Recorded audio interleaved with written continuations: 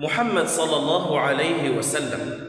البشير الأعظم، محمد صلى الله عليه وسلم خاتم المرسلين، محمد صلى الله عليه وسلم النبي الأعظم، محمد صلى الله عليه وسلم حبيب المسلمين، محمد صلى الله عليه وسلم شفيع الخلق، محمد صلى الله عليه وسلم سيد المرسلين، محمد صلى الله عليه وسلم شفيع الأمة، محمد صلى الله عليه وسلم الذي يذكره يكون له شفيعا يوم القيامة،